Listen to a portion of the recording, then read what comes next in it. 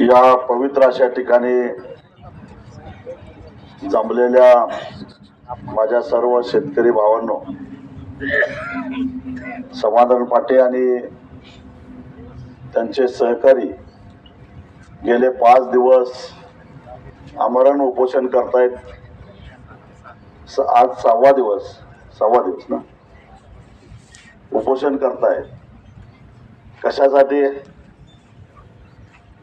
काय त्यांना काय वैयक्तिक काहीतरी फायदा पाहिजे म्हणून करत नाहीत. मला वाटतं की 34-35 साखर कारखाने या सोलापूर जिल्ह्यामध्ये आहेत. साधारणपणे 3 ते 3.5 कोटी टन ऊसाचं उत्पादन होत असावं. 3 कोटीच्या आसपास उत्पादन होतं. ते 3 कोटी टन ऊसाचं उत्पादन घेणाऱ्या सोलापूर जिल्ह्यातल्या शेतकऱ्यांना न्याय मिळावा म्हणून हे या ठिकाणी उपोषणाला बसलेले आहेत. आणि आपल्यातले काही खरोखरच ज्यांचा अंतरात्मा जागृत आहे ते त्या उपोषणाच्या मागे आहेत आणि त्यांचं उपोषण संपवावं, शेतकऱ्याला न्याय मिळावा या भावनेनं धडपडत आहेत. ज्यांचा अंतरात्माच मेलेला आहे ते निर्लज्जपणानं साखर कारखानदारांच्या पुढे चमचगिरी करण्यामध्ये व्यस्त आहेत. ही स्थिती या परिसरामध्ये सगळी आता बघायला मिळते. आणि मग अशा परिस्थितीमध्ये मी या परिसरातल्या शेतकऱ्यांनाही मी थोडासा दोष देतो. फार उशिरा जागी झालात तुम्ही. 16 ऑक्टोबरला आपली जयसिंगपूरला ऊस परिषद झाली आणि त्यावेळी 3751 रुपये आपण मागितलं. ते कसं योग्य आहे, कसं बरोबर आहे याचं सगळं गणित सांगितलं. शिगा अवास्तव नव्हतं.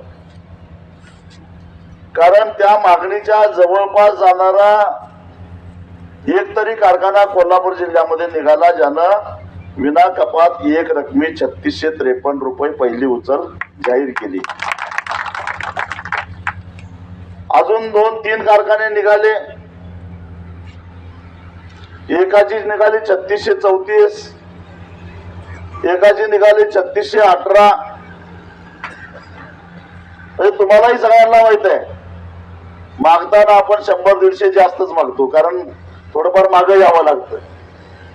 म्हणजे जी मागणी होती त्याच्यापर्यंत या कारखानदारांना निवडून सोडलं. पण कधी 16 ऑक्टोबर पासून त्याची तयारी चालू होती. पोरग लगेच होतंय बाहेर, 8-9 महिने तरी जात्यातच की. आता आज तारीख आहे 13 डिसेंबर. किती वेळ झाला बघा. म्हणजे आपण सुद्धा याला जबाबदार आहोत असं म्हटलं. याचं कारण आपण वेळेवर जागे झालेलो नाही. जर वेळेवर जागे झालो असतो तर काय फार लांब नाही. 3600 मी तुम्हाला सांगतो. इथं आलोय म्हणजे कोल्हापूर जिल्ह्यातले 22, सांगली जिल्ह्यातले 21 या कारखान्यांच्याकडून म्हणजे 43 झाले. 22 आणि ते 21 किती झाले?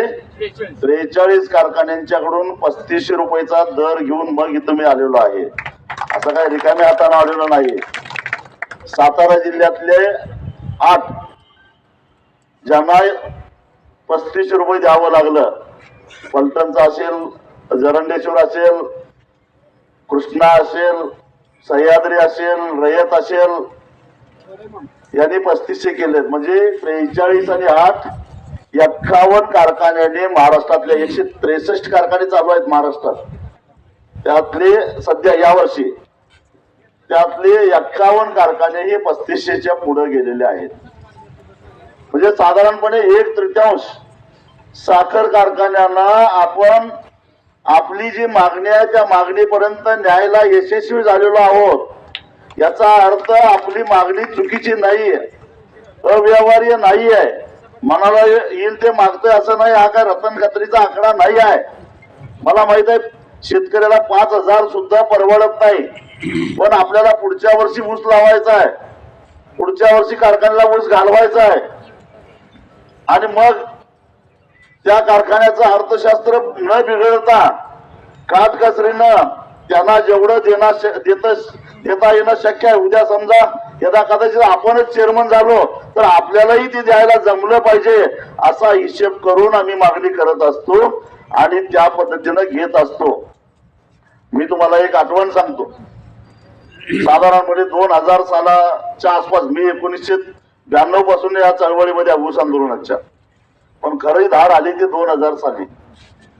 आणि त्याच्यानंतर त्या काळामध्ये मला हे कोल्हापूर सांगली परिसरातले कारखानदार म्हणायचे, हा म्हणजे एक सहकारी साखर कारखानदारी मोडीत काढायला निघालेला भस्मासुर. आणि ह्याच्या या अशा भडकाऊ भाषणामुळे शेतकऱ्यांना भरमसाठ जबरदस्तीनं जर का सहकारी साखर कारखाने ऊसाचा दर द्यायला लागले तर एक दिवस ही कारखानदारी मोडून पडेल आणि हे सगळे साखर कारखाने बंद पडतील. माझी तुलना त्यांनी दत्ता सामंतांच्या बरोबर केली. ही कधी 25 वर्षापूर्वी 2000 साली. 25 वर्षानंतर आज चित्र काय दिसतं? ज्या भागामध्ये स्वाभिमानीचा सगळ्यात जास्त प्रभाव आहे, ज्या भागामध्ये स्वाभिमानीच्या निर्णयाशिवाय साखर कारखाने चालूच होऊ शकत नाहीत, त्याच भागातले सर्वाधिक आर्थिकदृष्ट्या सक्षम साखर कारखाने तयार झालेले आहेत, हे लक्षात ठेवा. म्हणजे आमच्यामुळे साखर कारखाने मोडीत निघाले नाहीत, तर या कारखान्याला एक आर्थिक शिस्त लागली आणि त्यामुळं ते सचोटीनं, काटकसरीनं आणि हिशेबानं व्यवसाय करायला लागले, कारखाने चालवायला लागले, त्याला आर्थिक शिस्त लागली. आज सहजगत्या विना कपात एक रकमी 35 रुपये ते कारखाने दर द्यायला लागले. तुम्हाला आठवण म्हणून सांगतो, जेव्हा मी आंदोलनाला सुरुवात केली त्यावेळी सोलापूर जिल्ह्यातले कारखाने कोल्हापूर जिल्ह्यातल्या कारखान्यांच्या पेक्षा जास्त भाव देत होते. त्यापैकी जे काही 10-12 होते ते कारखाने कोल्हापूर जिल्ह्यातल्या कारखान्यांच्या पेक्षा जास्त भाव देत होते. आम्ही उदाहरण द्यायचो, ते सोलापूर जिल्ह्यातले कारखाने एवढा भाव देतात, मग आमच्या कारखान्याला काय जमत नाही. 25 वर्षामध्ये झालेला हा बदल आहे. आज कोल्हापूर, सांगली, सातारा जिल्ह्यातले कारखाने कोसळून दूर गेले आणि सोलापूर जिल्ह्यातले कारखाने हळूहळू मागे यायला लागले. याला केवळ हे माजलेले मस्तवाल, भ्रष्टाचारी, लबाड, लफंगी, लुच्चे कारखानदारच जबाबदार नाही, तर तुम्ही सुद्धा जबाबदार आहे, लक्षात ठेवा. कारण तुमचा त्यांच्यावर अंकुश राहिलेला नाही. ज्यावेळी आपण असं करतो, समोरच्यावर बोट रोखतो, त्यावेळी 3 बोट आपल्या दिशेला असतात. आपण सुद्धा सगळ्या ऊस उत्पादक शेतकऱ्यांनी आत्मपरीक्षण केलं पाहिजे. आपण कुठे चुकतोय? आंदोलन करणाऱ्या कार्यकर्त्यांच्या पाठीमागे किती खंबीरपणाने राहतो का? त्यांची पिंगल चवाळी करतो, त्यांची हेटाळणी करतो. पोलिसांना कोण कोण आंदोलन करतायत त्यांची नावं सांगतो. पोलिसाला काय स्वप्न पडतंय? कोण तायडी बोलायला होता, कोण गवाडी गोळी मारायला होता, सगळ्यांना नावं माहिती असतात. पण आपल्याच गावातली 4 बाटकी असतात, ती सांगतात तोही 4 होती बघा, नसली तर त्यांची नावं घालतात का? तर त्याला अद्दल घडली पाहिजे. ही जी प्रवृत्ती आहे पण ती आतापासून नाही, तुकाराम महाराजांच्या काळापासून चालू झालेलं आहे. मंबाजी होताच की महाराजांना त्रास झाला तुकाराम महाराजांना. तर या अशा लोकांच्याकडे तानाजी काय सचिन लक्ष द्यायचं नाही. मला माहिती आहे तुम्ही कुठल्या करायची विठ्ठलमध्ये आहे ना, काय विठ्ठलवर संचालक आहे. मला माहिती आहे तुम्ही आज विठ्ठलच्या गावाने तोड्या टाकणार होता, संचालक असून सुद्धा बरोबर का नाही सचिन? ठरलेलं होतं. मग काय तयार झालाय का नाही कारखाना अजून?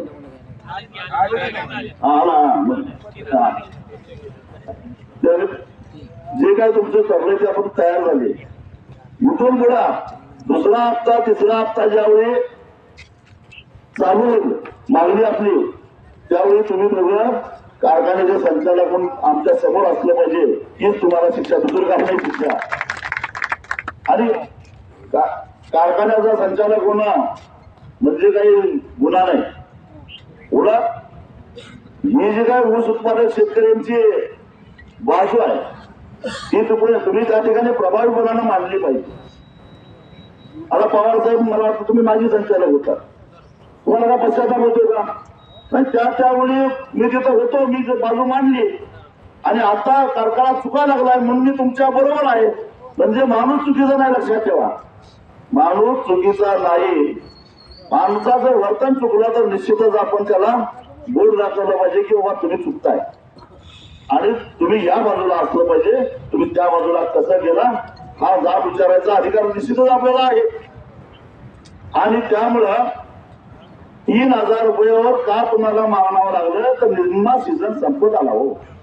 आज 13 डिसेंबर 1 नोव्हेंबरला कारखाने सुरू झाले, 1.5 महिना झाला, अजून जास्तीत जास्त 1.5 महिने कारखाने चालतील, त्याच्यावर कारखाने चालत नाहीत.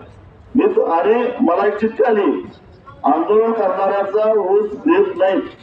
यावर्षी तरी का तशी परिस्थिती येणार नाही, कारण या सगळ्या साखर कारखान्यांनी यावर्षी गेल्या 2 वर्षामध्ये गाळप क्षमता एवढी वाढवून ठेवलेली आहे की कुठलाही कारखाना 15 फेब्रुवारीच्या पुढे चालूच शकत नाही. बरोबर आहे की चालेल? 15 फेब्रुवारी जास्तच बोललो मी, कदाचित 30 जानेवारीच्या आतच सगळे बंद पडतील अशी स्थिती आहे. सतत पडणाऱ्या पावसामुळे एकरी 8 ते 10 टनानं ऊसाचं उत्पादन घटलेलं आहे. ऊसाचं क्षेत्र काय वाढू शकत नाही, कारण आता टक्कल तेवढं राहिले ऊस लावायचं, बाकी सगळं ऊस लावून झालेला आहे आणि त्यामुळं आता ऊसाचं क्षेत्र वाढू शकत नाही. नैसर्गिक आपत्तीमुळे ऊसाचं एकरी उत्पादन घटलेलं आहे आणि ऊसाचं उत्पादन घटलंय म्हणून काही NDRF कडून राज्य सरकारकडून त्याची काही भरपाई मिळणार नाही.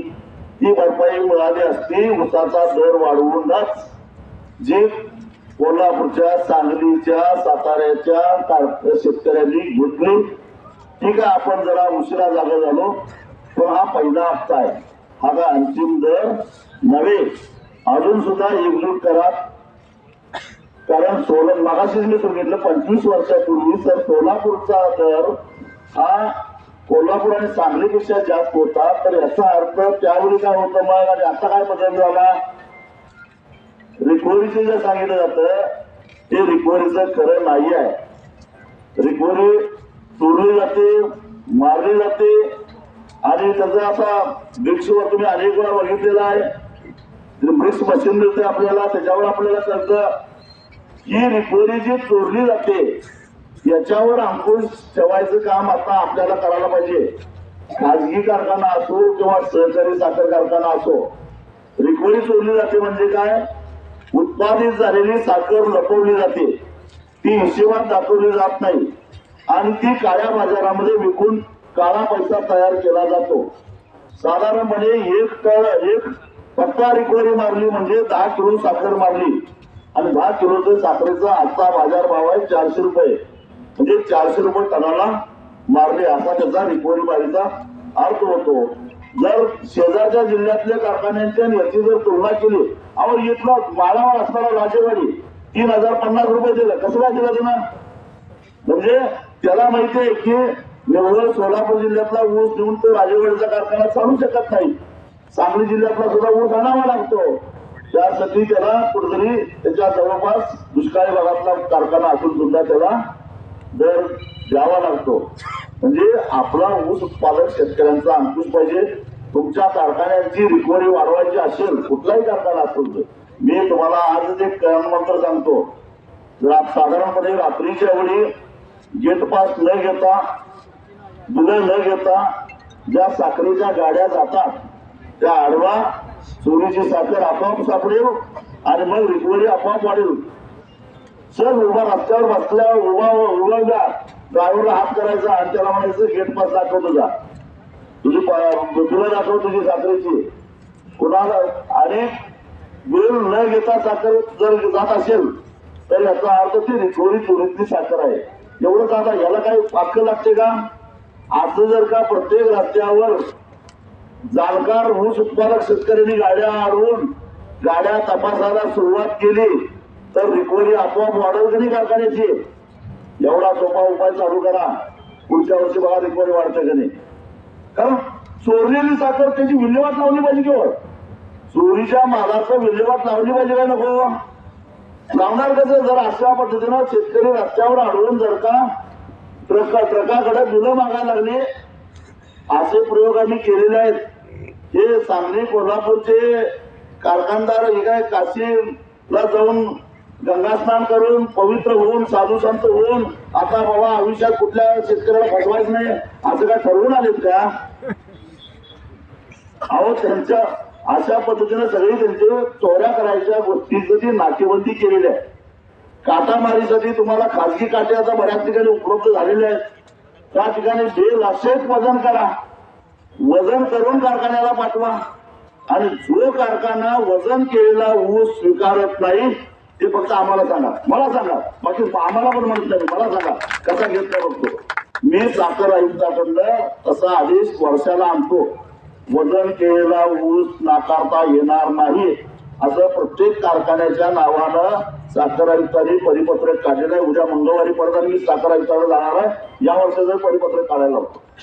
मला माहित आहे दाढी टाकून भरारी पथकं नेमून ते काटा मारताना सापडत नाही.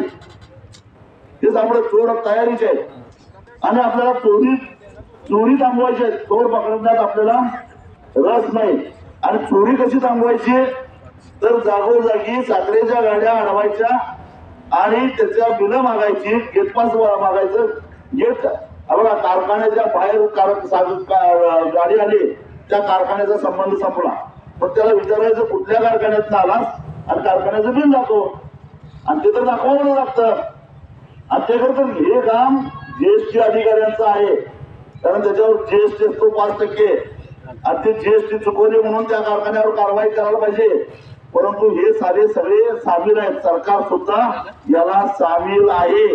देवेंद्र फडणवीस काय म्हणाले जून महिन्यामध्ये, मला वाटतं जुलैमध्ये 15 रुपये मुख्यमंत्री पदाला द्या नाहीतर तुमची काटामारी बाहेर काढील. म्हणजे महाराष्ट्राचा मुख्यमंत्री हाच मोठा ब्लॅकमेल झाला आता. काय म्हटलं 15 रुपये द्या नाही तर तुमचं बाहेर काढेल. म्हणजे 15 दिला तर चालतंय मारा काटामारा तेवढा. ही सगळी निधी बघत आहे यांची. हायकोर्टात मी निकाल आणलेला आहे तुमच्यासाठी. FRPची मोडतोड करायची नाही आणि तरी सुद्धा त्या निकालाच्या विरोधात खुद्द राज्य सरकार कोर्टात गेले, सुप्रीम कोर्टामध्ये. राज्य सरकार कोणाच्या बाजूला राहायला पाहिजे, शेतकऱ्याच्या. आपण इथं राज्य सरकार साखर कारखान्यांच्या बाजूला सुप्रीम कोर्टामध्ये गेलेला आहे की हा हायकोर्टाचा निकाल रद्दबातल करा आणि त्याला स्थगिती द्या म्हणून. पण सुप्रीम कोर्टानं सुद्धा राज्य सरकारच्या मागणीप्रमाणे स्थगिती दिलेली नाही, नकार दिलेला आहे. लक्षात ठेवा, मोठा विषय आहे आपला तो. त्यामुळं जीएसटी अधिकाऱ्यांच्यावर विश्वास ठेवू नका, पोलिसांच्यावर तर अजिबातच विश्वास ठेवू नका.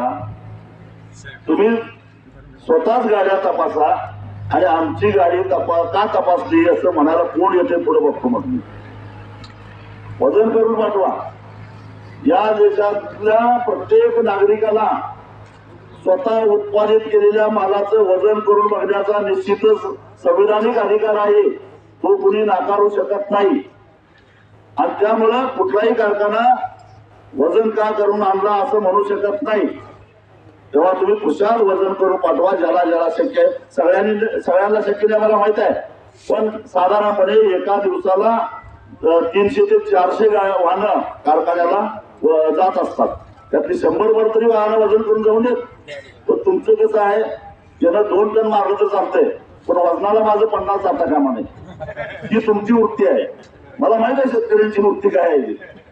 त्यानं 2 टन मारलं, 2 टनाचं झालं 6000, हे गेलं तर चालतंय पण माझं 50 रुपये जाता कामा नाही. ही वृत्ती सुद्धा शेतकऱ्यांनी जरा बदलावी. वजन खुशाल वजन करून पाठवा. जिथं जिथं शक्य आहे त्या ठिकाणी, मोक्याच्या ठिकाणी, चौकात, गावाबाहेर लोकवर्गणीतनं एखादा वजन काटा उभा करता येत असेल तर तो सुद्धा करा. काय जास्त लागत नाही. 25-26 लाखामध्ये 7 टनी वजन काटा बसवता येतो, हे लक्षात घ्या. आणि कुणाला तरी आता पाया पडायचं, मला बाबा भाड्याने द्या मला एक 5-10 गुंठ जागा रस्त्याकडची, माल असेल तर मालावर. आणि अशा पद्धतीनं मी 2-4 वजन काटे तसे लोकवर्गणीतनं उभा केलेले सुद्धा आहे. असं केल्याशिवाय काटामध्ये थांबणार नाही. असे गाड्या अडवून बिलं मागितल्याशिवाय रिकव्हरी चोरी थांबणार नाही. आणि रिकव्हरी चोरी थांबली की कारखान्याची रिकव्हरी वाढल. कारखान्याची रिकव्हरी वाढली की आज कायद्यावर बोट ठेवतात. मला वाटतं की 2850 आमचा FRP वस्तू तेवढंच आम्ही देणार, तिथं तुमचा बाप देईल, पण तुम्ही रिकव्हरी चोरून 2850. मी ज्या कारखान्याचं नाव सांगितलं भोगावती सहकारी साखर कारखाना कोल्हापूर जिल्ह्यातला, 3653 त्याची FRP बसते. हो, FRP 3653 बसते का? तर त्यांना रिकव्हरी चोरता आली नाही त्यांना, त्यामुळे ते 36. बर, दुसरी गोष्ट FRP कमी व्हायचं दुसरं एक कारण आहे, ते म्हणजे सोलापूर जिल्ह्यातल्या कारखान्यांचा दोन्ही वाहतुकीचा खर्च मी बघितला, 910 पासून ते मला वाटते 1150 पर्यंत आहे. एका टनाला 1150 रुपये. मी ऊस वाहतूकदार शेतकऱ्यांचा सुद्धा वाहनधारकांची जो संघटना बांधलेली आहे, त्यांचे 400 कोटी रुपये गेल्या 2 वर्षामध्ये मुकादमाने बुडवलेले वसूल करून दिलेले आहेत, गुन्हे दाखल करून 2000 गुन्हे दाखल केले. त्यामुळे मला माहिती आहे. मी सगळ्या वाहतूकदारांची मिटिंग घेतली आणि म्हटले मला दरपत्रक द्या. जे कारखाने तुम्हाला भाडं किती देतात त्याचं दरपत्रक द्या. कायदा काय? प्राप्त एकूण कागदपत्राच्या आधारानं एका कारखान्याच्या 25 किलोमीटरच्या परिघामध्ये जेवढा ऊस आहे तेवढ्या ऊसावर तो कारखाना 100% पूर्ण क्षमतेनं चालायला काय हरकत नाही. कागदपत्र बघूनच त्यांना तरी परवाना दिलेला असतो, गाळप परवाना. म्हणजे 25 किलोमीटरच्या परिसरातला ऊस गाळप झाल्यावर तो पूर्ण 100% 150 दिवस कारखाना चालला पाहिजे. नंतर यांनी कोणती कागदपत्र केली असली पाहिजे, आपण ती कागदपत्र खरी धरू. मग मला सांगा की साखर कारखान्याला 25 किलोमीटरच्या आतलाच ऊस आणला पाहिजे. आता 25 किलोमीटरचं मी भाडं काढलं, एका टनाचं भाडं निघाला 259 रुपये त्यांच्याच दरपत्रकाप्रमाणे. आणि ते भाडं महाराष्ट्रातला सगळ्यात जास्त जो कारखाना भाडं देतो त्याचं दरपत्रक काढलं 259 रुपये एका टनाला. तोटी 439 रुपये. ती सगळ्या महाराष्ट्रात एकच आहे. 259, 439 आणि त्यांचं कमिशन म्हणून 700च्या वर जात नाही. म्हणजे 1100 कुठला आला? म्हणजे या कारखान्याने 400 रुपये टनाला तुमच्या FRPतनं मारलेला हे लक्षात घ्या. मी आता एक रीट, आता कोल्हापूरला कोर्ट आले त्यामुळे आता मुंबईला जायची गरज नाही. यावर्षी एक रीट दाखल करतोय. कायदा कोणी केलाय? सरकारनंच केलाय की 25 किलोमीटरच्या आत आपल्या आज दुसरा कारखाना काढायचा नाही. मग कारखान्याने सुद्धा वाहतुकीचं भाडं 25 किलोमीटरच लावायचं. लांबनं 200 किलोमीटरनं ऊस आणला ही त्यांची गरज आहे, आमची नाही. त्यामुळं तोडणी वाहतूक आमच्या ऊसातून फक्त 25 किलोमीटरचीच धरावी. तोडणी सगळीकडे सारखीच आहे वाहतूक, आणि त्याचं काय असेल ते कमिशन ते 700च्या वर जात नाही. आणि अशा पद्धतीनं जर काय केलं तर आपोआप तुम्ही 3500च्या वर येतात. कदाचित कोल्हापूरच्या पुढे जाल अशी परिस्थिती आहे. पण हे सारे प्रश्न तुम्हाला समजावून घ्यावे लागतील. मी कारखानदारांना एवढाच इशारा देतो, ज्याने 3000 ठीक आहे तुम्ही सगळ्यांनी ठरवलंय, माझी काय हरकत नाही. मला खरं तर 34च पाहिजे होती, पण ठीक आहे लोकशाहीमध्ये इतरांच्या मताचा सुद्धा आदर करावा लागतो. त्यामुळे नाहीतर मी आता सांगितलं तुम्हाला 51 कारखान्यांचे 35 घेऊन आलेला माणूस आहे. आणि मग मला जर का मी तुमच्या 3000ला मान्यता दिली तर मग काय बरोबर मला वाटत नाही, अजूनही मला बरोबर वाटत नाही. पण तुम्ही सगळ्यांनी घेऊन आलेला समाधानाला सुद्धा मी विनंती करणार आहे. चळवळीतला कार्यकर्ता हा टिकला पाहिजे. एक तर चळवळीत कार्यकर्त्यांची संख्या हळूहळू कमी व्हायला लागलेली आहे.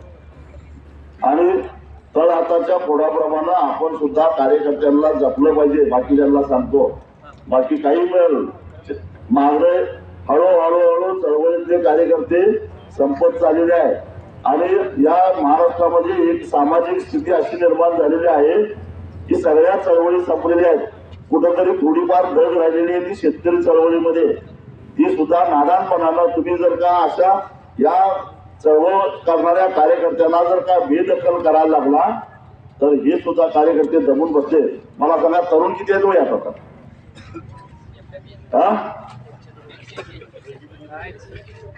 तरुणांची संख्या किती आहे? मग हे आता जे काय 45-50च्या लेवलला आलेले आहे ते अजून 8-10 वर्षांनी त्यांचं दात पडायला लागलं. केस तर पिकलेले आहेतच कार्यकर्ते फक्त. तर कोण आहे चळवळीला तुमच्या? कोण आहे तुमच्या मागा? काय करणार आहे तुम्ही? आणि ह्यांना तर एवढा मार झालाय कारखानदारांना. पण याच्या आधीची पिढी जरा त्यातल्या त्यात बरी होती, त्याच्या आधीची पिढी एकदम चांगली होती. आता ह्यांची पिढी ह्याच्यापेक्षा बाद असणार आहे त्या कारखानदारांची. म्हणजे चोर जावडेकर परवडले अशी निघणार आहे. आणि मग अशा परिस्थितीमध्ये तुम्हाला चळवळीतले कार्यकर्ते सांभाळायला नको का? ही आपली जबाबदारी नाही का? घरचं खायचं, लष्कराच्या भाकरी मागायच्या बाजायच्या, आणि तरी सुद्धा त्यांची आपण जर काय हेटाळणी करणार असो, त्यांची चेष्टा करणार असो, तर आपलं सुद्धा कुठेतरी चुकायला लागलेलं आहे. हे शेतकऱ्यांनी ध्यानात घ्यावं. मला एकाने चिठ्ठी दिली की आता हे ऊस मिळणार नाही, काही काळजी करू नका. मगाशी सांगितलंय 15 फेब्रुवारी, पण लगेच उद्याच्या उद्या ऊस तुटणार नाही, जरा कळ करा 8-10 दिवस. आणि तरी सुद्धा जर कोण तुमचा ऊस देत असेल तर आता मशीन आल्यामुळे कुठलंही मशीन कुठेही नेता येते आणि वाहतुकीसाठी वाहनं कुणाचंही मिळत आहे. काही काळजी करू नका, फक्त रस्त्याची व्यवस्था करा. तुमचा ऊस चांगला जर जाणाऱ्या कारखान्याला पाठवायची व्यवस्था करायची जबाबदारी मी घ्यायला तयार आहे. पैसे बुडवणाऱ्या कारखान्याला नव्हे, ते का आत्ता लगेच येतील. जायचंच नाही, नुसतं घोषणा करायची आणि ऊस घेऊन जायचा. तर तुम्ही तुमच्या शेतामध्ये ऊसाची कांडी आहे, ती सोन्याची कांडी आहे, तिला भंगाराच्या किमतीमध्ये विकू नका आणि कारखानदारांच्या दबावाला बळी पडू नका. मी तुम्हाला शेवटचा एक हिशोब सांगतो. अरे एवढे सगळे करून 3000 रुपये येऊन अजून काहीतरी 100-200 रुपये जास्तीत जास्त देतील वर, तर तुम्हाला काय राहतंय? 55 ते 60 रुपयाच्या वर तुम्हाला शिल्लक राहत नाही एका टनापाठीमागं. कुणी जाणकार आपला हिशेब ठेवणारा शेतकरी असेल तर त्यांना माझं मत फोडून दाखवावं. 55 ते 60 रुपयाच्या वर एका टनापाठीमागं तुमच्याकडे काही राहत नाही. आणि 2 तासामध्ये 1 टन ऊस तोडणारा मजूर 439 रुपये मिळवायला लागलाय टनापाठीमागं. 12, 14, 17 म्हणजे ऊस सांभाळणारा शेतकऱ्याला 55 ते 60 रुपये, 2 तासामध्ये ऊस तोडणाऱ्याला किती 439 रुपये, कारखानदारांना जवळजवळ 1100 रुपये मिळायला लागले टनापाठीमागं. आणि सरकारला केंद्र आणि राज्य सरकार जे काय प्रत्यक्ष अप्रत्यक्ष कर लावतंय त्यातनं त्यांना 1200 रुपये टनाला मिळायला लागले. म्हणजे मेहनत करी मुलगी अंडा काही फकीर अवश्य अवस्था झाल्या. पण मुलगीच विचार करायला लागल्या ते कसं चालवायचं. फकीराचं काय नाही, फकीर निवांत आहे. त्यामुळे तुम्ही जास्त विचार करू नका. या सगळ्या गोष्टीचा जर विचार केला तर मी शेवटचा समाजाला विनंती करतो, लढून असं उपोषण करू नका. झाला जनजागृती झाली, त्याच्यातून एक प्रकारचं वातावरण निर्मिती झाली. काही कारखानदारांना तुमच्या मागणी पुढे झुकावं लागलं. आणि जे काय कोल्हापूर, सांगली यासारखा दर घ्यायचा असेल तर पुढची वर्षभर मेहनत करा, गावागावामध्ये जा, शेतकऱ्यांच्या मध्ये जागृती करा, त्यांचे हक्क, त्यांचे अधिकार त्यांना समजावून सांगा. लढल्यानंतर काय फायदा होतो हे सांगा. पुढच्या वर्षी कोल्हापूरपेक्षा 100 रुपये जास्त घ्यायचं हा निर्धार करा. शिवाजी महाराजांनी सुद्धा आपल्याला शिकवलेलं आहे की प्रतिकूल परिस्थिती असेल तर एखादं पाऊल मागं घ्यायचं. म्हणून तर पुरंदरचा तह करून 23 किल्ले परत यावे लागले महाराजांना. तेव्हा त्या पद्धतीनं आज जे उपोषण संपवावं असं मी पुरंदर समाजाला विनंती करतो, कारखानदारांना मी इशारा देतो, तुम्ही काय पण तुम्हाला अजिबातच काय हातात लागलं नाही अशातला भाग नाही. 15 झाले म्हणजे अजून 15 राहिले. हा, जे राहिलेले आहेत त्यांच्या गावाने कशा बंद पाडायच्या हे नियोजन करा. तरी सुद्धा साधारणपणे 200 रुपये जर धरले, 300 रुपये माझ्या माहितीपर्यंत तुम्ही मिळवले जास्त पाहिजे नाही, 300 रुपये धरले आणि 3 कोटी टन जर ऊस धरला तर या जिल्ह्यातल्या शेतकऱ्यांना तुम्ही 900 कोटी रुपये मिळवून दिले. 900 कोटी म्हणजे काय देखताय का? हा, आणि कुठलंही कधी लगेच यश मिळत नसतं. मागच्या 2-3 वर्षामध्ये जो गॅप पडला त्यामुळं थोडं असं होणं साहजिकच आहे. त्याला सातत्य लागतं चळवळीमध्ये. पण ठीक आहे, देर आहे दुरुस्त आहे. मी तुमचं सगळ्यांचं अभिनंदन करतो, स्वागत करतो आणि नेटानं लढूया. लढा म्हणत नाही मी, लढा म्हटलो असतो तर मी रात्री काल बेळगावात होतो, तुमचं आंदोलन चालू होतं त्यावेळी. मी ती तुम्हाला जो व्हिडिओ टाकला तो बेळगाव मधनं टाकलेला होता. रात्री 1:30 वाजता मी घरी आलो आणि सकाळी इकडं आलो. त्याचं कारण संकटात सापडलेल्या कार्यकर्त्याच्या पाठीमागं उभं राहणं हे आपलं कर्तव्य आहे असं मला वाटलं, म्हणून या ठिकाणी आलो. पुन्हा कधी मध्यरात्री हाक द्या, तुमच्या पाठीशी राहतो. एक सुद्धा कारखानदारांना तुमच्या केसाला धक्का लागून देत नाही याची हमी देतो मी. आणि एखाद्याला जर माज आलेला असेलच तर त्याला धाडस करून दाखवावं असं चॅलेंज सुद्धा कारखानदाराला देतो मी. आणि इथं सांगतो. धन्यवाद.